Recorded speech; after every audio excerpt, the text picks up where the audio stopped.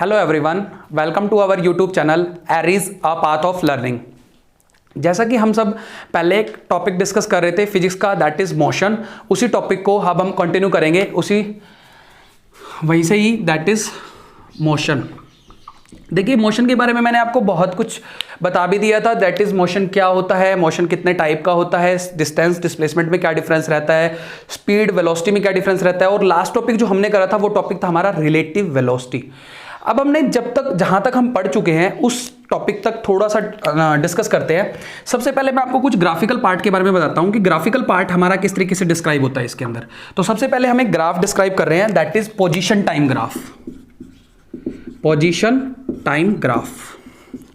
अब ये position time graph हमें क्या डिस्क्राइब करेगा? आपको पता है किसी भी ऑब्जेक्ट की डिस्टेंस जब टाइम के अकॉर्डिंग चेंज होती है तो हमें दो चीज मिल सकती हैं, स्पीड या वेलोसिटी। अगर हमें उसके डायरेक्शन के बारे में पता है तो हम उसकी वेलोसिटी भी डिस्क्राइब कर सकते हैं। तो अगर मैं बोलूं आपको कि यूनिफॉर्म मोशन के लिए, यानी यूनिफॉर्मली स्पीड के लिए पोजीशन टाइम ग्राफ किस टाइप से बनेगा हमारा, तो मैं बोल सकता हूं कि पोजीशन टाइम ग्राफ जो है वो यूनिफॉर्मली मोशन के लिए हमारे पास कुछ इस टाइप से आएगा।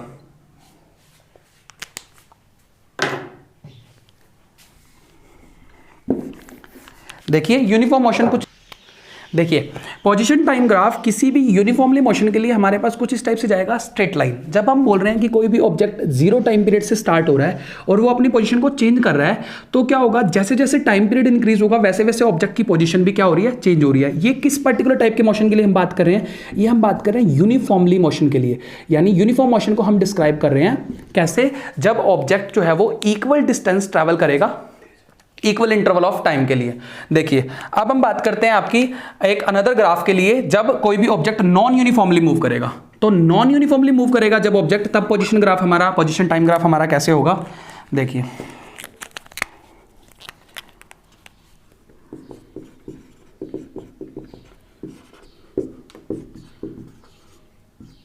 पोजीशन टाइम ग्राफ हमारे पास नॉन यूनिफॉर्मली मोशन के लिए हमारे पास कुछ इस टाइप से होगा, दैट इज, देखिए ये कुछ इस टाइप से जाएगा। इंक्रीजिंग ऑर्डर में भी हो सकता है, डिक्रीजिंग ऑर्डर में भी हो सकता है, लेकिन हम ये बोल रहे हैं कि टाइम के अकॉर्डिंग हम मान के चल रहे हैं कि वो पोजीशन जीरो टाइम पीरियड पे भी किसी ए पॉइंट पे पहले ही डिस्क्राइब कर रहा था, अपनी पोजीशन को पहले किसी ए पॉइंट पे लेके चल रहा था जब टाइम बिल्कुल जीरो था, और वो नॉन यूनिफॉर्मली मूव कर रहा है, यानी हम उसकी इक्वल डिस्टेंस ट्रेवल कर रहा है अनइक्वल इंटरवल ऑफ टाइम के लिए। अब हम बात देखो, अब ये यूनिफॉर्मली मोशन और नॉन यूनिफॉर्मली मोशन के लिए जब हमने पोजीशन टाइम ग्राफ को नोट करा तो ये हमें क्या चीज डिस्क्राइब करेंगे? बेसिकली ये जो पर्टिकुलरली अगर मैं बात करूं, इस मान लो मैं इसकी एक पोजीशन लेता हूं, दैट इज एक्स नोड। कोई दो पोजीशन मैंने कंसीडर करी इस ग्राफ के लिए, और ये x1 है, ये किसी t1 टाइम पीरियड के लिए x नोड पोजीशन पे है और किसी t2 टाइम पीरियड के लिए x1 पोजीशन पे है। तो पोजीशन टाइम ग्राफ के लिए ये एक स्ट्रेट लाइन पाता है, इसका हम निकालेंगे सबसे पहले स्लोप। और ये स्लोप हम इसलिए निकाल रहे हैं क्योंकि पोजीशन टाइम ग्राफ का स्लोप जो है वो हमें हमारी स्पीड या वेलोसिटी देता है। ठीक है, तो हमारी जो स्पीड या वेलोसिटी है वो हमें किस तरीके से मिलेगी? देखिए, किसी भी स्ट्रेट लाइन की इक्वेशन का स्लोप निकालने के दो फॉर्मूले होते हैं हमारे पास। एक फॉर्मूला होता है टेंजेंट ऑफ थीटा। ये थीटा एंगल कौन सा एंगल होता है? जो भी आपकी स्ट्रेट लाइन है वो एक्स एक्सिस के साथ जो एंगल बना रही है वो, या फिर हमें इस एंगल के बारे में पता हो, या फिर इसका स्लोप निकालने का फॉर्मूला होता है कि हमें दो कोऑर्डिनेट्स पता हो, और वो दो कोऑर्डिनेट हमारे लिए क्या हैं? अगर मैं ए और बी ये दो पॉइंट ले रहा हूं तो इन दो पॉइंट के कोऑर्डिनेट क्या हैं? एक्स नोड कोमा t1, और यहां पे जो कोऑर्डिनेट है वो हमारे पास क्या है? x1 और t1। ये x और y के कोऑर्डिनेट सिस्टम के अकॉर्डिंग है। तो इसका स्लोप निकालने का फॉर्मूला हमारे पास कुछ ऐसा भी हो सकता है कि उसके y कोऑर्डिनेट,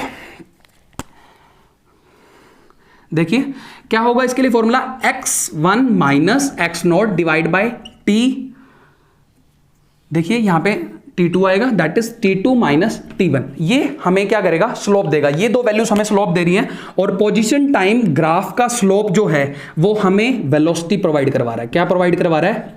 वेलोसिटी डिस्क्राइब कर रहा है हमें। अगर हमें उसकी डायरेक्शन के बारे में पता है तो हम वेलोसिटी टाइम ग्राफ के स्लोप से हम उसकी क्या निकाल सकते हैं? वेलोसिटी फाइंड कर सकते हैं। और अब हम इस ग्राफ के लिए देखें, अगर नॉन यूनिफॉर्मली मोशन है तो हम इस पॉइंट के लिए भी डिस्क्राइब कर सकते हैं, सिमिलर टू एज दैट। हम कोई भी दो पॉइंट कंसिडर करते हैं एक्स वाई, इसके लिए वही सेम किसी t1 टाइम पीरियड के लिए होगा ये, और ये किसी t2 टाइम पीरियड के लिए होगा। एक्स नोड और एक्स पोजीशन है, इसके लिए भी सेम सिमिलर हम फाइंड कर सकते हैं। या फिर हम इसके लिए इस पर्टिकुलर जो ये पर्टिकुलर जो ये स्लोप जा रहा है स्ट्रेट लाइन के लिए तो हम थीटा एंगल डिफाइन कर सकते थे, लेकिन इसके लिए थीटा एंगल को डिफाइन करना थोड़ा सा टिपिकल होगा, मुश्किल होगा। इसके लिए हम इस पर्टिकुलर टॉपिक में वेलोसिटी को फाइंड करने के लिए इस फॉर्मूला का यूज करेंगे, that is x1 minus x naught. ये क्या है? Change in position. हमने बोला था चेंज इन डिस्प्लेसमेंट कि ऑब्जेक्ट ने कैसे डिस्प्लेस करा, x नोट से x1 तक by rate of change of displacement आ रही है टाइम के रिस्पेक्ट में। तो ये वही फॉर्मूला बन रहा है जो वेलोसिटी का फॉर्मूला था, और ये हमें पोजीशन टाइम ग्राफ का स्लोप जो है वो हमें पोजीशन टाइम ग्राफ का जो है वेलोसिटी डिस्क्राइब करता है। ठीक है, अब इसी तरीके से हम कुछ और ग्राफ भी देखेंगे। देखिए, हमने इससे पहले मोशन में distance, displacement, velocity completely explain कर लिया था, इसीलिए अब हम एक टॉपिक स्टार्ट करते हैं। सबसे पहले एक्सेलरेशन। एक्सेलरेशन देखिए क्या है। एक्सेलरेशन बेसिकली क्या होता है, जैसे हमने पढ़ा था वेलोसिटी के लिए कि वेलोसिटी क्या चीज थी, rate of change of displacement, उसी तरीके से एक्सेलरेशन है, that is the rate of change of velocity. किसी भी ऑब्जेक्ट की वेलोसिटी किस रेट से चेंज हो रही है वो आपको क्या डिस्क्राइब करेगी, एक्सेलरेशन को डिस्क्राइब करेगी। इसके लिए अगर हमें फॉर्मूला लिखना हो तो that is change in velocity by time. ठीक है, मान लो अगर मैं सपोज करता हूं कि कोई ऑब्जेक्ट ए पॉइंट पे किसी इनिशियल वेलोसिटी यू के साथ था और वो बी पॉइंट तक गया और उसकी फाइनल वेलोसिटी कितनी हो गई, वी हो गई, तो मैंने बोला एक्सेलरेशन का फॉर्मूला क्या होगा, चेंज इन वेलोसिटी। तो चेंज इन वेलोसिटी हम कैसे डिस्क्राइब करेंगे, final velocity minus initial velocity. और टाइम पीरियड हम लेके चलते हैं कि मानते हैं कि यहां पे वो टाइम पीरियड t1 के लिए था और यहां पे वो टाइम पीरियड उसका t2 था, तो t2 माइनस t1 यानी change in time period by change in velocity, की कितना टाइम पीरियड चेंज करा उसने और कितनी उसकी जो है वेलोसिटी चेंज हुई टाइम पीरियड के अकॉर्डिंग, वो आपको क्या बताएगी, उसका रेट। और वो रेट हमें क्या डिस्क्राइब कर रहा है, एक्सेलरेशन को डिस्क्राइब कर रहा है।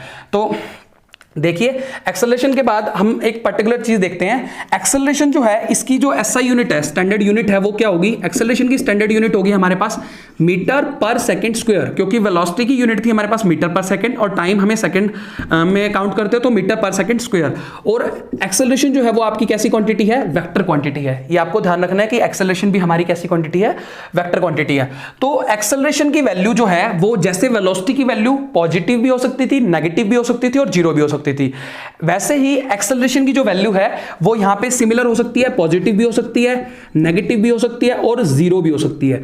अब एक्सेलरेशन की वैल्यू जीरो कब हो सकती है इसके बारे में मैं आपको थोड़ा सा बताता हूं। देखिए, एक्सेलरेशन की वैल्यू को मैंने डिफाइन करा v माइनस यू। तो v माइनस यू, अगर मैं आपको बोलूं कि कोई ऑब्जेक्ट यूनिफॉर्मली मोशन से मूव कर रहा है, यानी उसकी स्पीड क्या है, कांस्टेंट है, यानी जो उसकी स्पीड इनिशियल स्पीड है वही उसकी क्या है, फाइनल स्पीड है। तो अगर मैं यहां पे u is equal to v consider करूं, यानी उसकी इनिशियल स्पीड और फाइनल स्पीड सेम है, तो v माइनस यू हमें क्या डिस्क्राइब करेगा, दैट इज जीरो। सो इसीलिए एक्सेलरेशन हमारा क्या हो जाएगा, जीरो। तो एक्सेलरेशन की वैल्यू जीरो कब होती है, जब ऑब्जेक्ट क्या करता है, यूनिफॉर्मली मोशन से मूव करता है। याद रखना आप इस बात को। अब बात करते हैं हम पॉजिटिव एक्सेलरेशन। तो एक्सेलरेशन की वैल्यू पॉजिटिव कब होगी, जब ऑब्जेक्ट क्या कर रहा है, अपनी स्पीड को इंक्रीज कर रहा है। जब भी कोई ऑब्जेक्ट अपनी स्पीड को इंक्रीज करेगा तो एक्सेलरेशन की वैल्यू पॉजिटिव आएगी। एक्सेलरेशन की वैल्यू नेगेटिव कब आती है, अब आपको इस बारे में थोड़ा सा ध्यान रखना है कि एक्सेलरेशन की वैल्यू नेगेटिव कहां डिस्क्राइब होगी। एक्सेलरेशन की वैल्यू जब नेगेटिव आएगी तब हम उसको एक पर्टिकुलर वर्ड से डिनोट करेंगे, दैट इज रिटार्डेशन। एक वर्ड यूज कर रहे हैं हम, रिटार्डेशन। और ये रिटार्डेशन क्या होता है, negative value of acceleration is known as retardation. जहां पे भी वैल्यू नेगेटिव आएगी, अब नेगेटिव वैल्यू आएगी कहां पे, ये देखिए आप, नेगेटिव वैल्यू आपके पास आएगी। देखिए, हमें पता है फाइनल स्पीड, इनिशियल स्पीड। अगर मैं बोलूं कि आपकी इनिशियल स्पीड ग्रेटर है किससे, फाइनल स्पीड से, तब आपके पास जो ये v माइनस यू की वैल्यू है वो नेगेटिव आएगी, यानी एक्सेलरेशन की वैल्यू आपको जो है वो नेगेटिव मिलेगी। और एक्सेलरेशन की वैल्यू नेगेटिव मिलेगी तो उसको हम बोलेंगे दैट इज रिटार्डेशन। अब रिटार्डेशन कब होती है, जैसे फॉर एग्जाम्पल मैं आपको एक्सप्लेन करता हूं। एक ट्रेन मूव कर रही थी, मूव करने के बाद ट्रेन ने क्या हुआ, ब्रेक लगी, ट्रेन में ब्रेक लगी और वो कुछ दूरी पे जाके रुकी। तो जब ब्रेक लगी तो उसने क्या करने लगा, अपनी पॉजिटिव एक्सेलरेशन को रिटार्ड करना शुरू कर दिया। रिटार्ड शुरू करने का मतलब क्या है कि वो उसने अपनी स्पीड को डिक्रीज करना शुरू कर दिया। जब उसकी स्पीड डिक्रीज कर रही है यानी रिटार्ड कर रही है, तब वो एक्सेलरेशन की वैल्यू जो देगी वो क्या देगी, नेगेटिव वैल्यू देगी। ठीक है, तो एक्सेलरेशन जैसे मैंने आपको बताया पॉजिटिव भी हो सकता है, नेगेटिव भी हो सकता है और जीरो भी हो सकता है। और नेगेटिव वैल्यू ऑफ एक्सेलरेशन को हम रिटार्डेशन बोलते हैं। ठीक है, तो अब हम करते हैं पर्टिकुलरली, देखिए अब हम एक्सेलरेशन को थोड़ा सा ग्राफिकली रिप्रेजेंट करते हैं कि ग्राफ में किस तरीके से हम एक्सेलरेशन को डिस्क्राइब कर सकते हैं।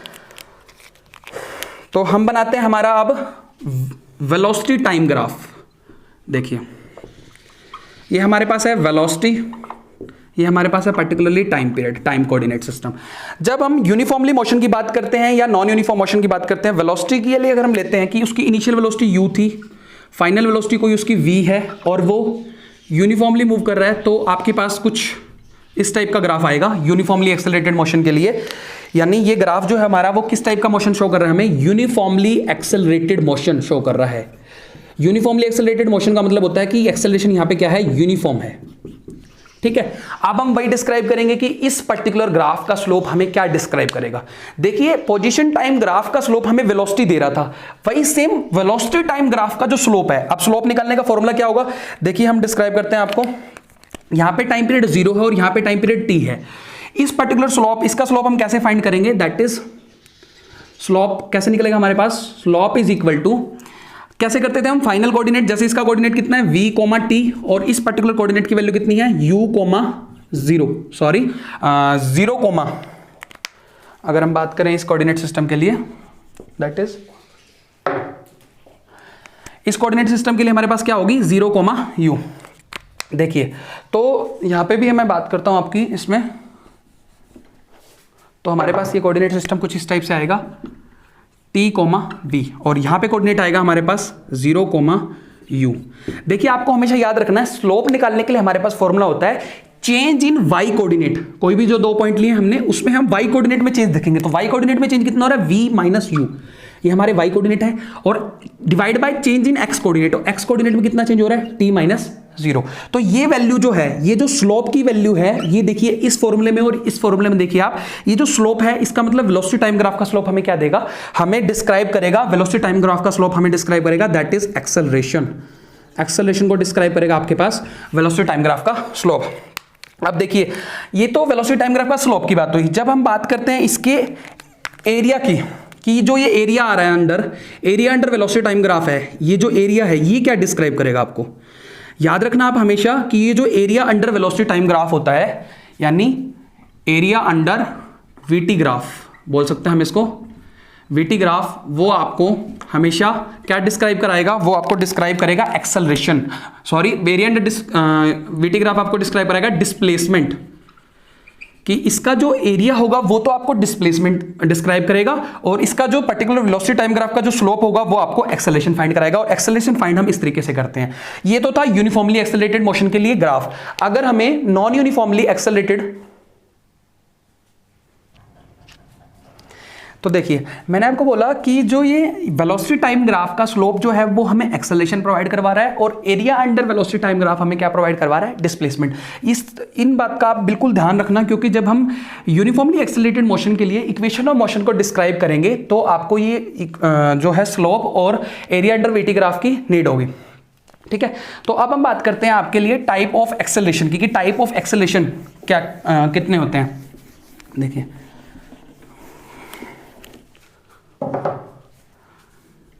Types of acceleration,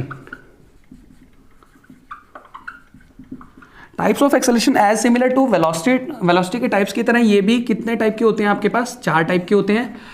types of acceleration में सबसे पहला होता है यूनिफॉर्म एक्सेलरेशन, यूनिफॉर्म एक्सेलरेशन। ठीक है, यूनिफॉर्म एक्सेलरेशन क्या होगा, जब भी कोई ऑब्जेक्ट क्या करेगा, इक्वल वेलोसिटी चेंज करेगा इक्वल इंटरवल ऑफ टाइम के लिए। So when object changes equal velocity in equal interval of time, तब हम बोलेंगे कि ऑब्जेक्ट जो है वो हमारा क्या है, यूनिफॉर्मली एक्सेलरेटेड मोशन है। और यूनिफॉर्मली एक्सेलरेटेड मोशन के लिए हमने आपको अभी ग्राफ भी बना के दिखाया था कि वो किस टाइप का ग्राफ बनता है, स्ट्रेट लाइन ग्राफ बनता है। ठीक है, और फिर हम नेक्स्ट टाइप की बात करते हैं। नेक्स्ट टाइप कौन सा है हमारा टाइप ऑफ एक्सेलरेशन में, that is non uniform acceleration. इसको हम वेरिएबल एक्सेलरेशन भी बोल सकते हैं या फिर नॉन यूनिफॉर्म एक्सेलरेशन।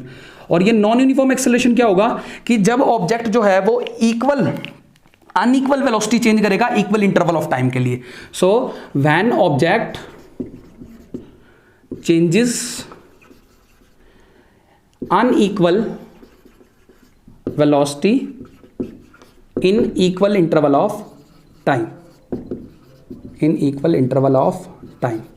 देखिए अब यूनिफॉर्म और नॉन यूनिफॉर्म में मैं आपको डिस्क्राइब करता हूं। मान लो अगर कोई ऑब्जेक्ट ए पॉइंट से बी पॉइंट तक 5 मीटर पर सेकेंड की स्पीड से ट्रैवल कर रहा है और मैं बोल रहा हूं कि वो आपका ए पॉइंट से बी पॉइंट तक 10 सेकेंड में पहुंच रहा है, तो मैं एक्सेलरेशन कैसे फाइंड कर सकता हूं? चेंज इन, जो मेरा चेंज इन वेलोसिटी है वो तो कांस्टेंट है, यानी चेंज तो कर ही नहीं रहा, एक कांस्टेंट रेट से मूव कर रहा है 5 और सेकंड कितने लगाया उसने 10, यानी क्या हो गया 0.2 मीटर पर सेकंड स्क्वायर मेरे क्या आ गई, एक्सेलरेशन आ गई। ये पर्टिकुलर एक्सेलरेशन आई मेरी यूनिफॉर्मली मोशन के लिए। लेकिन अगर मुझे नॉन यूनिफॉर्मली एक्सेलरेशन को डिस्क्राइब करना हो तो उसको मैं किस तरीके से डिस्क्राइब करूंगा आप देखना। जैसे फॉर एग्जांपल मेरे पास कोई ऑब्जेक्ट है, वो पहले ए से बी पे जा रहा है और वो बी से फिर बाद में सी पे जा रहा है, और वो ए से बी तक 5 मीटर पर सेकंड की स्पीड से ट्रैवल कर रहा है और बी से सी तक 10 मीटर पर सेकंड की स्पीड से ट्रैवल कर रहा है, और वो ए से बी तक पहुंचने में जो है वो 10 सेकंड का टाइम लगा रहा है और बी से सी तक पहुंचने में वो 5 सेकंड का टाइम लगा रहा है। ठीक है, तो अगर वो इस तरीके से स्पीड को चेंज कर रहा है अपनी, यानी वेरिएबल स्पीड से मूव कर रहा है, तो वहां पे वेलोसिटी जो है वो अनइक्वली क्या करेगी, चेंज होगी किसमें, इक्वल इंटरवल ऑफ टाइम के लिए। तो वहां पे हम डिस्क्राइब करेंगे हमारा नॉन यूनिफॉर्म एक्सेलरेशन। और इस नॉन यूनिफॉर्म एक्सेलरेशन को डिस्क्राइब करने के लिए हमारे पास एक थर्ड टाइप का आएगा acceleration, that is average acceleration. Average acceleration. अब ये एवरेज एक्सेलरेशन क्या होता है, हम इस एवरेज एक्सेलरेशन को डिस्क्राइब करते हैं कि एवरेज एक्सेलरेशन आपका एक कांस्टेंट एक्सेलरेशन होता है। कांस्टेंट एक्सेलरेशन होता है, जो कि हम क्यों फाइंड कर रहे हैं, ये कांस्टेंट एक्सेलरेशन हम नॉन यूनिफॉर्मली एक्सेलरेशन को डिस्क्राइब करने के लिए कर रहे हैं कि एवरेज एक्सेलरेशन को हम इस तरीके से फाइंड कर सकते हैं, that is a average is equal to total change in velocity, total change in velocity with total by total time taken. देखिए एवरेज एक्सेलरेशन जो है आपका वो total change in velocity by total time taken क्या है। जैसे for example हम यहाँ पे एवरेज एक्सेलरेशन निकाल सकते हैं। सो एवरेज एक्सेलरेशन कितना है हमारा, एक्सेलरेशन स्पीड कितनी चेंज हुई है हमारी 5 और 10, तो टोटल 5 + 10 यानी ये स्पीड हमारी चेंज हो रही है। और जो है टाइम पीरियड कितना लगाया उसने टोटल ए से सी के लिए 10 + 5, तो ये कितना हो गया 15/15, यानी एवरेज जो हमारा एक्सेलरेशन है,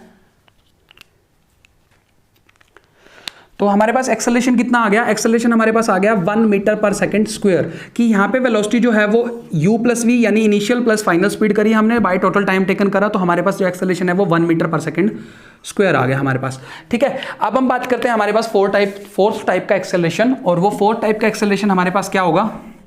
देखिए फोर्थ टाइप का एक्सेलरेशन जो है वो हमारे पास होगा इंस्टेंटेनियस एक्सेलरेशन।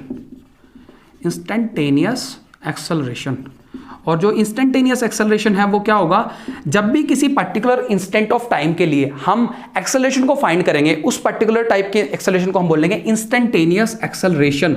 और ये इंस्टेंटेनियस एक्सेलरेशन हम किस तरीके से लिखते हैं, acceleration is equal to when limit t tends to 0, यानी चेंज इन टाइम जो है वो 0 हो रहा है और हमें एक्सेलरेशन कुछ इस टाइप से मिल रही है, change in velocity per unit time.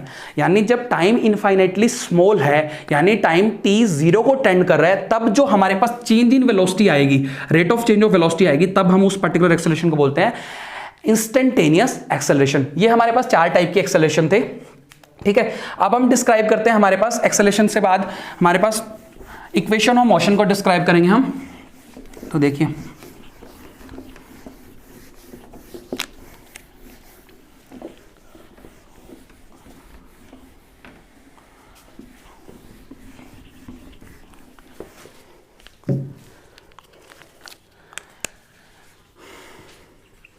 देखिए अब काइनेमेटिक्स के अंदर हम इक्वेशन ऑफ मोशन को स्टडी कर रहे हैं, और इक्वेशन ऑफ मोशन भी हम आपको डिस्क्राइब करवाएंगे properly by calculus method. By calculus method से हम इक्वेशन ऑफ मोशन को ड्राइव करेंगे कि कोई भी ऑब्जेक्ट जो है वो किस तरीके से मूव करता है और उसमें इक्वेशन ऑफ मोशन का क्या रोल होता है। इन इक्वेशन ऑफ मोशन को हम काइनेमेटिक इक्वेशन ऑफ मोशन भी बोलते हैं। ये हम डिस्क्राइब करेंगे किसी भी यूनिफॉर्मली एक्सेलरेटेड मोशन के लिए। कोई भी ऑब्जेक्ट आपका किस तरीके से मूव कर रहा है, यूनिफॉर्मली एक्सेलरेटेड मोशन कर रहा है। और यूनिफॉर्मली एक्सेलरेटेड मोशन के लिए मैंने आपको ग्राफ भी बना के दिखाया था, और उसके बारे में भी मैंने आपको पहले उसके बारे में कुछ बताया था। ठीक है, तो देखिए यूनिफॉर्मली एक्सेलरेटेड मोशन के लिए हम मान के चलते हैं कि हमारे पास कोई ऑब्जेक्ट है, वो किसी ए पॉइंट पे है और वो ए पॉइंट से बी पॉइंट पे जा रहा है। ठीक है, और हम क्या कर रहे हैं, सबसे पहले हम निकालेंगे वेलोसिटी टाइम रिलेशन। इसमें फर्स्ट टाइप रिलेशन निकालेंगे हम वेलोसिटी टाइम रिलेशन कि वेलोसिटी और टाइम का क्या रिलेशन होता है इक्वेशन ऑफ मोशन के लिए। देखिए, तो अगर कोई ऑब्जेक्ट ए पॉइंट से बी पॉइंट पे जा रहा है, उसकी इनिशियल पोजीशन एक्स नोड है और फाइनल पोजीशन एक्स है। टाइम पीरियड उसके लिए यहाँ पे वो 0 टाइम पीरियड पे था और यहाँ पे टाइम पीरियड उसका t है। इनिशियल स्पीड उसकी u थी और फाइनल स्पीड उसकी ऑब्जेक्ट की v है। देखिए, मैंने आपको पोजीशन बताई कि पोजीशन ऑब्जेक्ट की x नोड a पॉइंट पे है और फाइनल पोजीशन उसकी b पे x है। टाइम पीरियड ये आपको उसकी ऑब्जेक्ट की पोजीशन के बारे में बता रहा है, ठीक है। फिर हम टाइम को डिस्क्राइब कर रहे हैं और फिर हम वेलोसिटी को डिस्क्राइब कर रहे हैं कि वेलोसिटी आपकी कैसे चेंज हो रही है, ठीक है। वेलोसिटी जो है आपकी इनिशियल वेलोसिटी u है और फाइनल वेलोसिटी v है। तो हम वेलोसिटी टाइम रिलेशन निकाल रहे हैं और वो हमारे पास कुछ इस टाइप से आएगा, v minus u is equal to at। इसको हम डिराइव करने वाले हैं किस मेथड से, कैलकुलस मेथड से डिराइव करेंगे। और ये v यहाँ पे क्या है, v is our final velocity, u is our initial velocity, a is our acceleration and t is our time period. तो देखिए, मैंने आपको पहले ही कंसिडरेशन बता दी कि ऑब्जेक्ट हमारा a से b तक मूव कर रहा है। हमें एक बात यहाँ पे पता होनी चाहिए कि जो है एक्सेलरेशन जो है वो हमारा किसके बराबर होता है, rate of change of velocity. Differentiation की फॉर्म में rate of change of velocity को dv बाई dt की तरह लिखते हैं हम। और ये dv बाई dt जो है वो आपका किस तरीके से सोल्व होगा, देखिए, अगर मैं इस time period dt time period को लेफ्ट साइड में ले आता हूं तो मेरे पास क्या आएगा, dv। अब आप देखिए, मैंने बोला था आपको कि आपका ऑब्जेक्ट जो है वो यूनिफॉर्मली एक्सेलरेटेड मोशन है, यानी एक्सेलरेशन जो है वो यूनिफॉर्म रहेगा यानी कांस्टेंट रहेगा।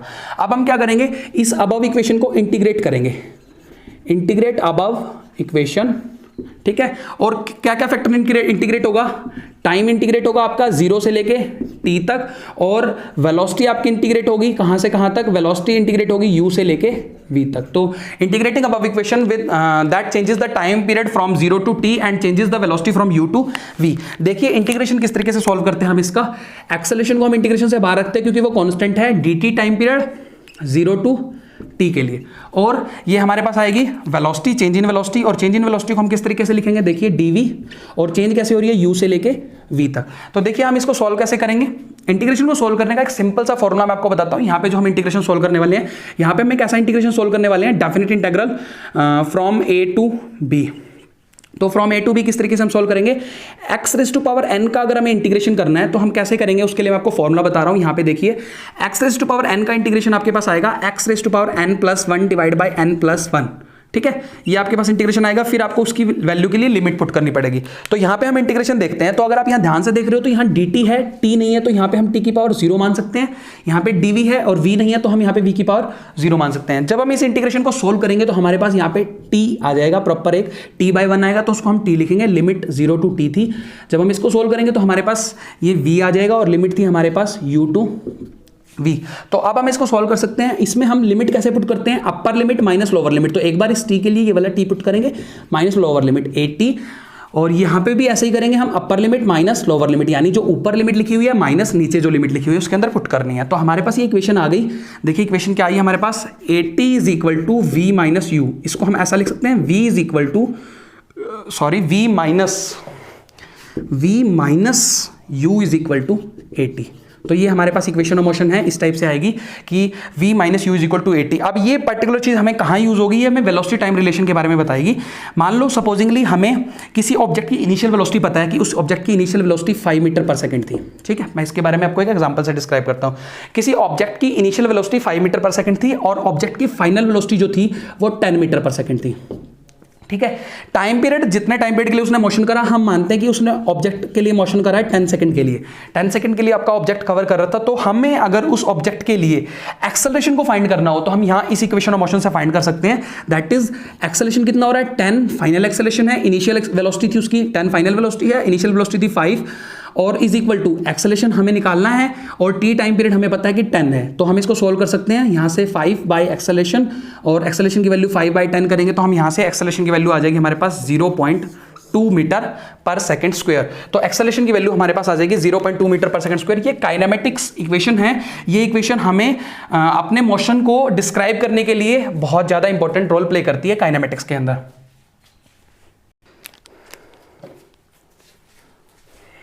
देखिए, अब हमने वेलोसिटी टाइम रिलेशन पढ़ लिया। अब हम नेक्स्ट पढ़ेंगे हमारा डिस्प्लेसमेंट टाइम रिलेशन।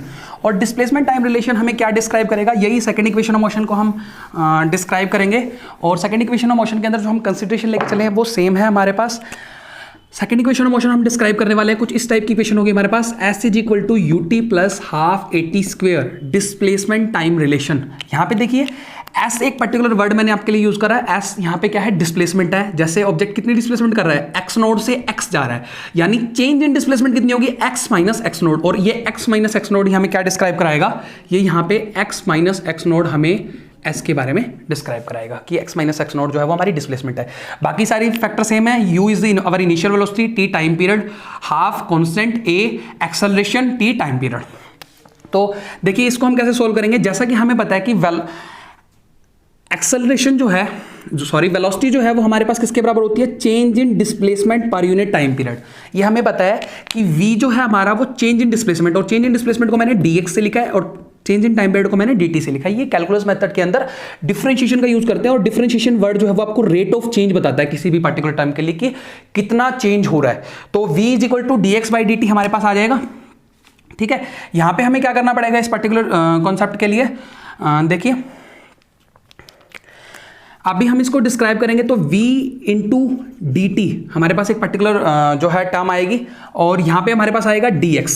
ठीक है, v इंटू डी टी हमारे पास आ गया, और यहाँ पे हमारे पास आ गया dx। अब हमें पता है, हमने इक्वेशन ऑफ मोशन इससे पहले की इक्वेशन ऑफ मोशन डिस्क्राइब करी है, that is v is equal to u plus a t. और u प्लस ए टी की वैल्यू जब हम यहाँ पे v की जगह u प्लस ए टी को पुट करते हैं तो हमारे पास ये v की जगह dt, और ये कुछ इस टाइप से आ जाएगा। जब हम इसको सॉल्व करते हैं तो हमारे पास ऐसे आएगा u d t plus a t d t is equal to d x. अब हम क्या करते हैं इस इक्वेशन को, इस इक्वेशन में देखो time period change in time period है, यहाँ पे भी चेंज इन टाइम पीरियड है और यहाँ भी चेंज इन टाइम पीरियड है। तो डिफरेंशिएशन को ओवरकम करने के लिए हम यहाँ पे उसका क्या करेंगे, एक्सेलरेशन करेंगे, और एक्सेलरेशन करेंगे हम अबव इक्वेशन का, सॉरी इंटीग्रेशन करेंगे हम अबव इक्वेशन का। तो इंटीग्रेटिंग अबव इक्वेशन, ठीक है, और क्या क्या चीज इंटीग्रेट होंगी, देखना जो चीज चेंज हो रही थी ना वो इंटीग्रेट होगी। चेंज हो रही थी आपकी, टाइम पीरियड चेंज हो रहा था, यहाँ पे टाइम पीरियड चेंज हो रहा है और डिस्प्लेसमेंट चेंज हो रही है। तो इनका इंटीग्रेशन करेंगे हम, u बाहर आ जाएगा इंटीग्रेशन से dt, और टाइम पीरियड कहां से कहां तक चेंज हो रहा है, 0 से t तक, प्लस एक्सेलरेशन कांस्टेंट है, यूनिफॉर्मली एक्सेलरेटेड मोशन है, at t dt, और यहां पे आएगा आपके पास dx, और इसका इंटीग्रेशन हम कर रहे हैं x नोड से x तक। तो देखिए ये जो इंटीग्रेशन है आपका, इसको हम यहां सॉल्व करते हैं। देखिए मैंने आपको अभी बताया था एक इंटीग्रेशन सॉल्व करना, कि हम इस टाइप के इंटीग्रेशन को कैसे सॉल्व करते हैं, x raise to power n का इंटीग्रेशन सॉल्व करना बताया था। तो ये जब dt का इंटीग्रेशन होगा तो हमें यहां पे मिलेगा t, और लिमिट है हमारे पास 0 टू t। ठीक है, और देखिए प्लस a हमारे पास कांस्टेंट बाहर था। जब हम इस t का इंटीग्रेशन करेंगे तो यहां पे हमें एक वैल्यू मिलेगी इंटीग्रेशन सॉल्व होने के बाद, टी स्क्वायर बाई 2। ये मैंने आपको सॉल्व करना अभी बताया लास्ट इक्वेशन ऑफ मोशन के लिए, और लिमिट है हमारे पास 0 टू t, और dx का जब हम इंटीग्रेशन करेंगे तब हमारे पास x मिलेगा, और ये इंटीग्रेशन x नोड से x तक जा रहा है। देखिए ये इक्वेशन ऑफ मोशन हम कैलकुलस मेथड से डिस्क्राइब कर रहे हैं। कैलकुलस मेथड के अंदर हम डिफरेंशिएशन और इंटीग्रेशन का यूज करते हैं। तो देखिए u t minus 0 plus a, क्योंकि यहाँ पे हमने upper limit minus lower limit put करी, तो इस तरीके से इंटीग्रेशन सॉल्व हो गया, टी स्क्वायर माइनस 0, और ये बाय वाला 2 हम बाहर ले आए, x माइनस एक्स नोड। तो मैंने आपको पहले ही बता दिया था कि ये x माइनस एक्स नोड क्या है, हमारे पास डिस्प्लेसमेंट है जो हमारी चेंज हो रही है। तो s हमारे पास यहाँ से आ गया। इक्वेशन ऑफ मोशन क्या आ रही है हमारे पास, U T plus half A T square. तो यही हमें डिस्क्राइब करना था, s is equal to U T plus half A T square. ठीक है, ये हमारी इक्वेशन ऑफ मोशन है। अब हमें यहाँ पे मैंने आपको बोला था ये सेकंड इक्वेशन ऑफ मोशन हमें किसके बारे में बता रही है, ये इक्वेशन ऑफ मोशन हमें बता रही है डिस्प्लेसमेंट के बारे में। तो देखिए डिस्प्लेसमेंट एक नया वर्ड आया है यहाँ पे। हम डिस्प्लेसमेंट और टाइम का रिलेशन निकाल सकते हैं कि अगर हमें किसी ऑब्जेक्ट की इनिशियल स्पीड पता है, एक्सेलरेशन हमें ऑब्जेक्ट के लिए पता है, टाइम पीरियड अगर हमें पता है तो हम उसके लिए डिस्प्लेसमेंट फाइंड कर सकते हैं। जैसे फॉर एग्जांपल अगर मैं कहूं किसी ऑब्जेक्ट के लिए इनिशियल वेलोसिटी जो है वो 0 है, और वो ऑब्जेक्ट जो है वो 10 मीटर पर सेकंड स्क्वायर से एक्सेलरेट कर रहा है, ठीक है, कांस्टेंट एक्सेलरेशन है उसका। टाइम पीरियड t अगर मैं कहूं कि 20 सेकंड के लिए, 20 सेकंड के बाद बताओ उसकी डिस्प्लेसमेंट कितनी होगी, तो हम फाइंड कर सकते हैं डिस्प्लेसमेंट कितनी होगी। इनिशियल वेलोसिटी 0 है तो ये फैक्टर 0 हो जाएगा, प्लस देखिए कितना आएगा आपके पास बचेगा हाफ इंटू एक्सेलरेशन की वैल्यू है 10 और टाइम पीरियड है 20। जब हम इसको सोल्व करेंगे तो ये हो जाएगा आपके पास 100, यानी उसने आपके ऑब्जेक्ट ने जिसकी इनिशियल वेलोसिटी 0 थी, इनिशियल वेलोसिटी 0 का मतलब वो ऑब्जेक्ट रेस्ट से स्टार्ट करा था, 10 मीटर पर सेकंड यूनिफॉर्मली एक्सेलरेटेड मोशन से मूव कर रहा था, टाइम पीरियड 20 सेकंड था, तो उसके लिए डिस्प्लेसमेंट कितनी आई हमारे पास 100 मीटर आई। तो ये जो इक्वेशन ऑफ मोशन है ये हमें जो है डिस्प्लेसमेंट फाइंड करने में इजीली हेल्प कर रही है, ठीक है। अब हम next third equation of motion को डिस्क्राइब करेंगे जो कि हमारी क्या होगी, देखिए सेम वही कंसीडरेशन के साथ हम करेंगे।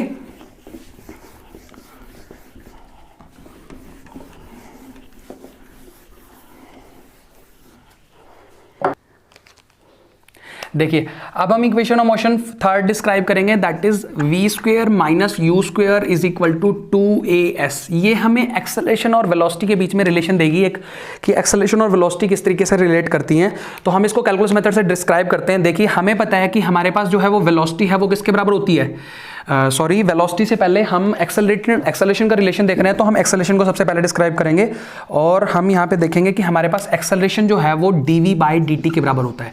dv बाई dt का मतलब होता है change in velocity per unit time. अगर मैं इसी सेम इक्वेशन को dx से मल्टीप्लाई और dx से डिवाइड कर दूं तो सिमिलर रहेगा ये बात, ठीक है। और मैं क्या कर रहा हूँ, dv इस dx को इधर लिख रहा हूँ, dt को उधर लिख रहा हूँ, तो dv by dx into dx by dt, जबकि हमें पता है कि dx बाई dt किसके बराबर होता है, वेलोसिटी के बराबर होता है, इंटू dv। और ये जो dx है इसको हम राइट साइड में लेके जा रहे हैं, दैट इज a dx। तो देखिए अब हमारे पास जो है वो डिस्प्लेसमेंट एक साइड में रह गई और वेलोसिटी जो है वो एक साइड में रह गई। तो देखिए अब हम इसका इंटीग्रेशन करेंगे, कैसे इंटीग्रेशन होगा इसका, dx का इंटीग्रेशन करेंगे कहां से कहां तक, x नोड से x तक। वेलोसिटी को इंटीग्रेट करेंगे हम कहां से कहां तक, u से लेके v तक, v dv का इंटीग्रेशन करेंगे हम। और ये जो इंटीग्रेशन है वो किस तरीके से सॉल्व होता है ये मैं आपको पहले बता भी चुका हूं कि हम किस तरीके से इंटीग्रेशन को सॉल्व करते हैं। और सॉल्व करने के बाद हमारे पास कुछ ऐसा आ जाएगा, यहाँ पे x और लिमिट बचेगी हमारे पास x नोड से x तक, और यहाँ पे जो v का इंटीग्रेशन आएगा वो आएगा v स्क्वायर बाई 2 और लिमिट आएगी हमारे पास u से लेके v तक। जब हम ये लिमिट पुट करते हैं इसके अंदर तो हमारे पास आ जाएगा x माइनस x नोड, और यहाँ पे आ जाएगा हमारे पास 1/2 v square minus u square. तो ये x माइनस x नोड हमें पहले ही बताया था आपको कि डिस्प्लेसमेंट के बराबर होती है, तो 2 को भी राइट साइड में ले जाते हैं तो 2as हमारे पास आ गई v square minus u square के। यही थी हमारी थर्ड इक्वेशन ऑफ मोशन, कि अगर हमें डिस्प्लेसमेंट और एक्सेलरेशन का रिलेशन देखना हो वेलोसिटी के साथ तो हम रिलेशन देख सकते हैं कि वो किस तरीके से रिलेट करते हैं इस इक्वेशन ऑफ मोशन में। यानी अब हम इसका एक एग्जांपल कंसीडर करते हैं कि अगर कोई ऑब्जेक्ट हमारा इनिशियली 0 स्पीड से मूव कर रहा था, यानी 0 मीटर पर सेकंड उसकी स्पीड थी, फाइनल स्पीड उसकी किसी भी ऑब्जेक्ट की 10 मीटर पर सेकंड है, ठीक है। और मैं आपको बोल रहा हूं कि वो आपका ऑब्जेक्ट जो है वो 50 मीटर डिस्प्लेस कर गया। आपको क्या करना है, उसके लिए एक्सेलरेशन को फाइंड करना है, आपको टाइम पीरियड का नहीं पता। देखिए आपको पता है कि एक्सेलरेशन जो है वो change in velocity per unit time period के बराबर होता है।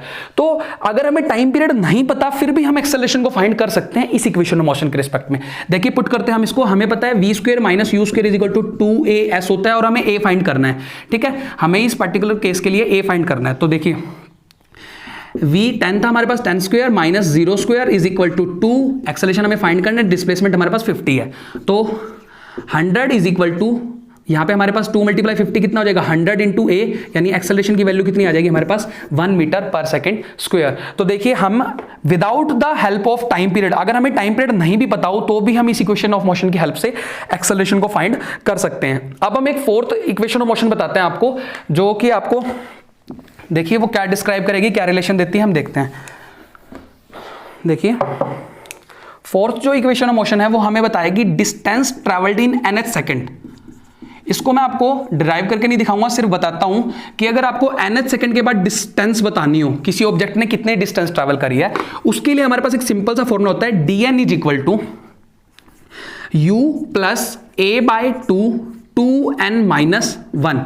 ये हमारे पास रिलेशन होता है जिसमें आपको पता है dn जो है वो nth सेकंड के बाद डिस्प्लेसमेंट डिस्टेंस कितनी ट्रैवल करी, u है ऑब्जेक्ट की initial speed, initial velocity, a acceleration है, n आपको nth सेकंड। जैसे फॉर एग्जांपल मैं आपको बोलूं कि कोई ऑब्जेक्ट मूव कर रहा है और आप मुझे ये बताओ कि 55 सेकंड के बाद 55 या 50 सेकंड के बाद उस ऑब्जेक्ट ने कितनी डिस्टेंस ट्रैवल करी। अगर मैं कंसीडर करता हूं कि कोई ऑब्जेक्ट जो है वो आपका 10 मीटर पर सेकंड इनिशियल वेलोसिटी से मूव कर रहा है, ठीक है, और मैं आपको बोल रहा हूं कि मुझे ये बताओ कि आपके पास 11 सेकंड के बाद उसकी जो है स्पीड वह कितनी होगी, तो हम इसको फाइंड कर सकते हैं अगर हमें इसके बारे में एक्सेलरेशन पता है, और उसका एक्सेलरेशन जो है वो कितना है 20 मीटर पर सेकंड स्क्वायर, 20 मीटर पर सेकंड स्क्वायर उस ऑब्जेक्ट के लिए एक्सेलरेशन है।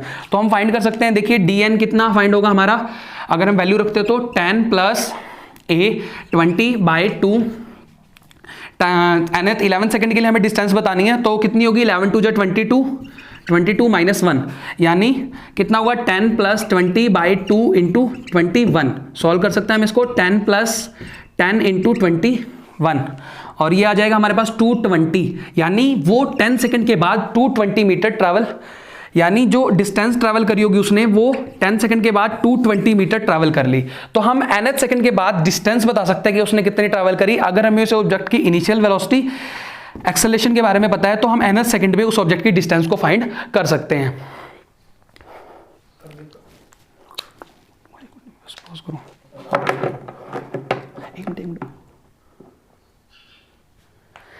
ठीक है, आज हमने पढ़ा इक्वेशन ऑफ मोशन के बारे में, एक्सेलरेशन के बारे में। तो आपको इस वीडियो के डिस्क्रिप्शन में एक टेलीग्राम का लिंक दिया जाएगा। उस टेलीग्राम के लिंक पे जाने के बाद आप देखोगे कि टेलीग्राम पे हमने आपको कुछ नोट्स प्रोवाइड करवाए हैं इन्हीं लेक्चर्स के, और कुछ वर्कशीट प्रोवाइड करवाई हैं, और वर्कशीट में आपके लिए कुछ क्वेश्चन आंसर हैं। अगर आप उन क्वेश्चंस को सॉल्व करें, ट्राई करें उनको सॉल्व करने की, अगर आप उनको सॉल्व कर पाते हैं तो आंसर कमेंट बॉक्स में डालें आप, और अगर कुछ डाउट आ रहा है आपको तो आप कमेंट बॉक्स में मैसेज करें। ठीक है, thank you so much and thank you for watching the video.